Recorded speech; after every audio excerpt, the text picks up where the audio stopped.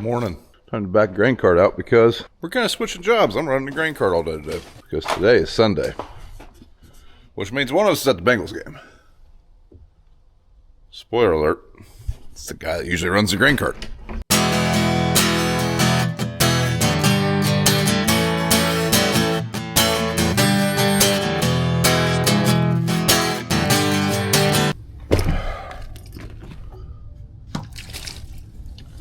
That's a bad way to start the day.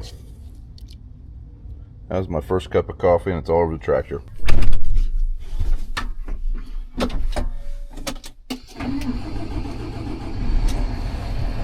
So today we are moving down the road. We have 130 acres at the farm we're going to. So I don't think we're going to get that done today just because it's a lot of patches. It's Sunday, we probably won't work super late. But we want to get a good start on it. That way we can finish it easily enough on Monday and make the last move Monday to the last 120 or 30 acres. A couple grease fittings to hit on this, and then we got to fuel up and we'll be ready to head out. Oddly enough, most of the grease fittings on this combine are 50 hours or 100 hours. Not a lot of 10-hour fittings, which is kind of nice. The Claas has had a lot of 10-hour fittings.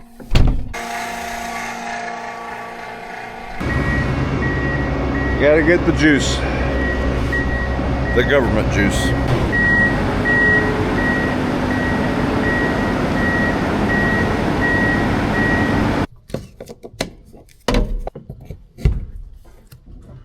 Alright, we are fueled up, deffed up, greased up. We're ready to rock.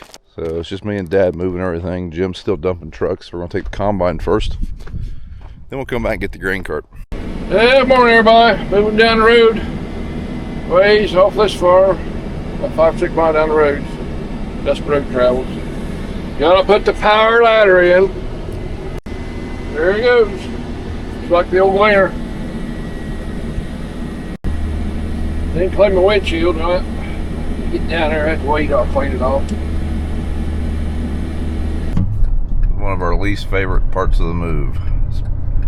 Part of this highway, this is a busy 2-lane highway. We got a narrow stretch of it right along a hillside and a guardrail.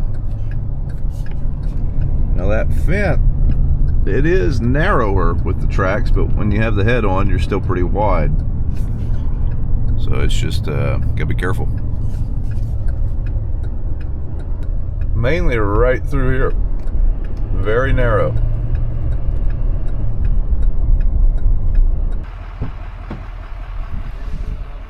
Yeah. Yeah, we made it down here where we're going, this farm down here. So about 100 acres of corn down here altogether. Two farms. So get everything for real up. Get it back. You'll get a truck. Stuff. Move a couple trucks down here to pick up. So get my reel in position. Hope we don't have to use it. I think his corn stand pretty good. I think that's good enough. So Brian, them's over there with trucks, so we'll go get another truck after a bit. Need a little splash in the fence, and then we will be fully moved. Dad took our semi down. He's going to start taking the ends off that field. So by the time I get there, he'll probably be ready to dump.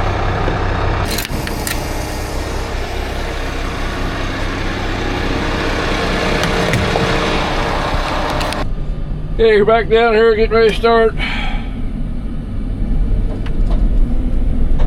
These little fields here take a while. We're going to go around these daggone electric poles.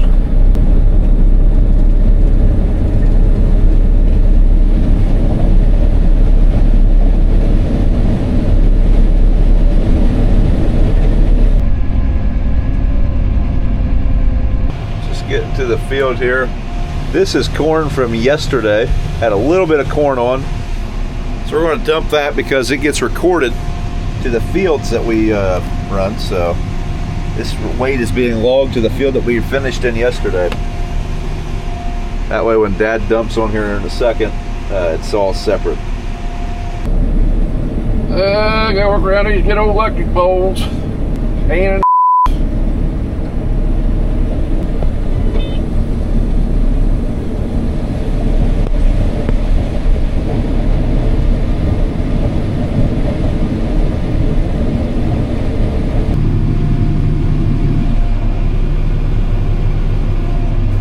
Acres are disappearing. Cheers.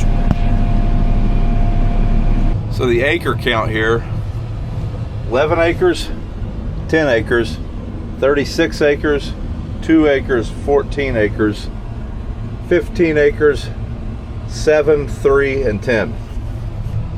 We're gonna be here a while.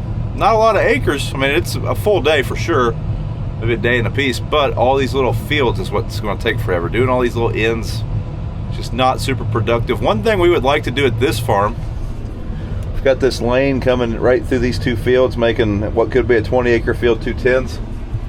Well, after these highline poles went through here, it actually made it to where we can't farm a little section of this field. This field used to go right over here to the highway. Just go over here and show you. Make sure we don't hit the combine. Put these big poles are kind of right in the way. So we can't get to this little nook over here anymore. So one thing we were considering was tearing out this driveway over here, putting one right there, wrapping it right around the property line, going over to there, and making that a 20-acre field. Now the other ones are going to be a little bit more difficult. There's pretty big open ditches that would prevent us from making big fields out of little fields, but that could be easily done. You guys want to see something pretty neat? A lot of bees wings up there. And then there they go. So Fence had the option to have a reversing radiator fan to, so you clean off your grill. Those bees wings will collect on there and make a tractor hot. I've seen them do it.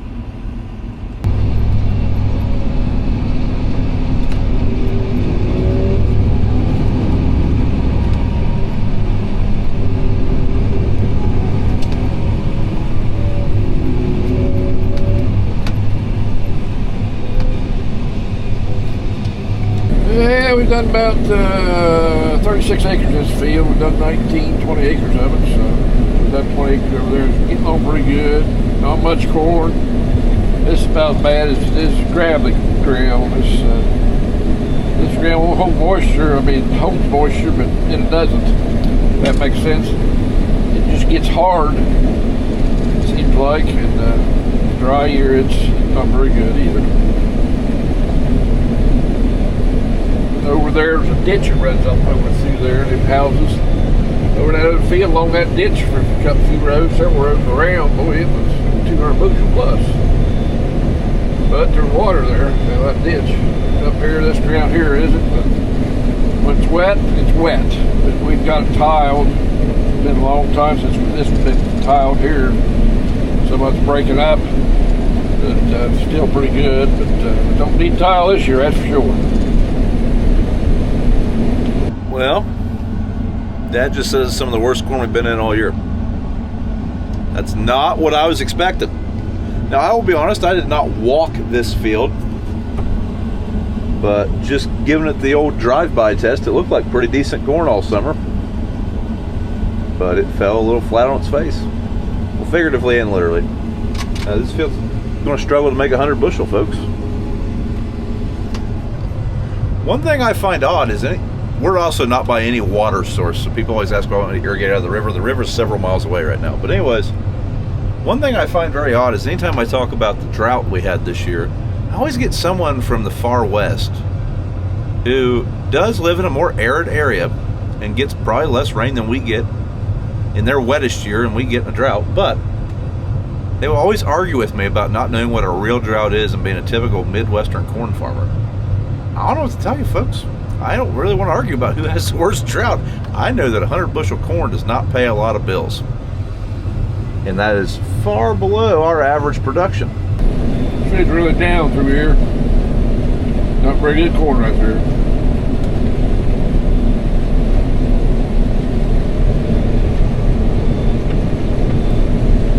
I'll slow down, see if it'll pick it up some.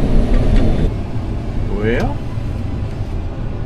one thing about the crappy corn, he's hauling the mail at 5.5, 6 mile an hour. We were going to cover some acres today at least.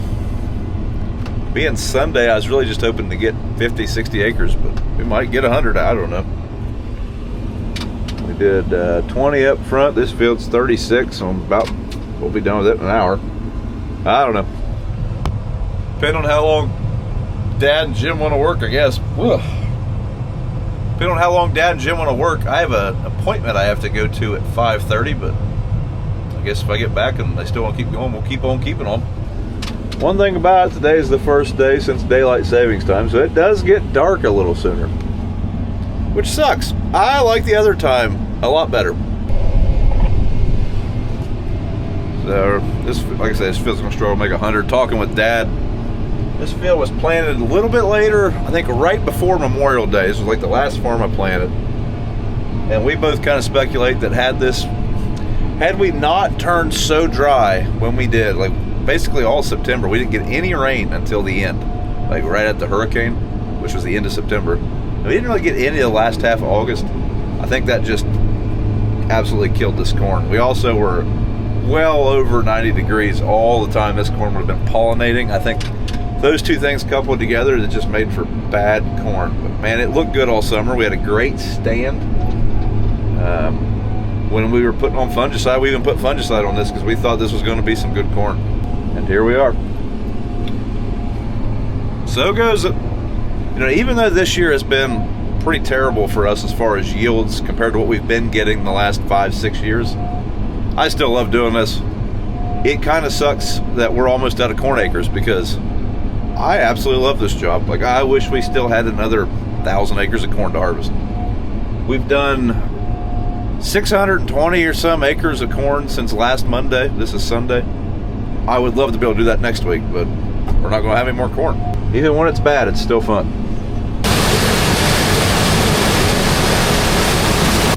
So we are down to a 14-acre field.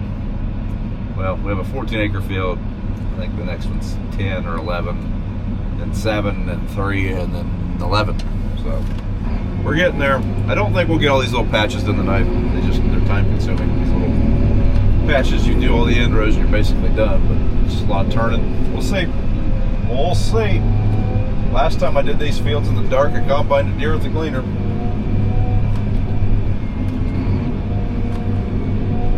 I don't think we'll get to that field tonight.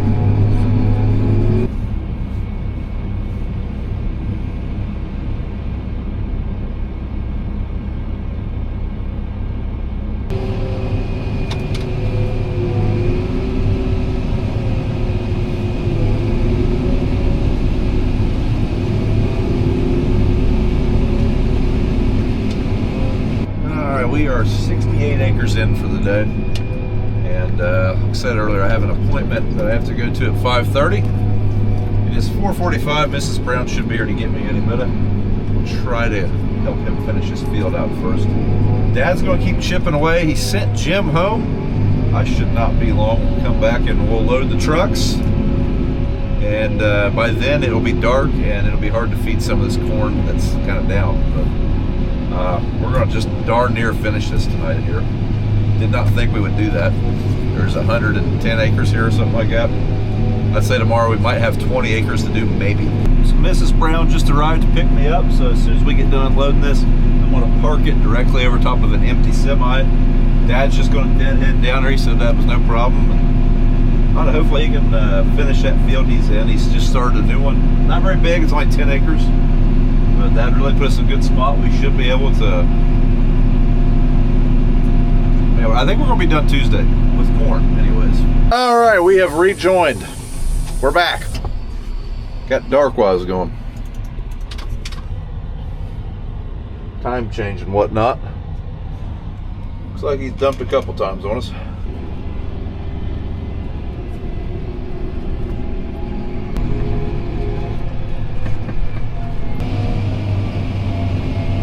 Something pretty interesting about this field. We put tile in this field 3 or 4 years ago, and those spikes right through there must be the tile lines. Like, you can see them plain as day. Huh. Field's not doing great, but even in a dry year, that tile helped apparently. A little bit maybe. I don't know. All right, we're on the last pass.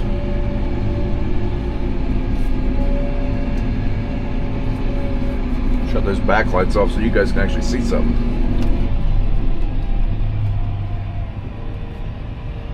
Ain't even a full pass.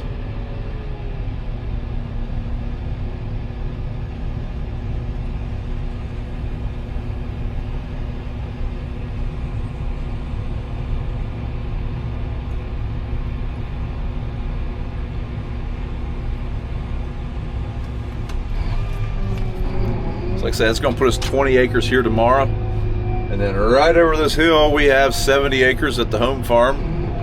And I can't remember if that field is now 55 or 50. It's a field that we added a lot of ground to this year. Right beside the house, and that's it. That's all the corn. So we have 170 plus 50 is 120. We have about 150 acres of corn left. So it's been frosty the last 2 mornings, so one thing we're going to do, we're going to make sure we face these tractors east. At least that's the plan. Facing them east, that way the sun will melt off the windows. Well folks, that's going to conclude today's video. Thanks for watching. If you would, give the video a thumbs up if you enjoyed it. That'd really mean a lot to us. And if you think anybody else would find it entertaining, share the video. That also helps quite a bit, as it turns out. Drops a comment, and we will hopefully see you in the next one.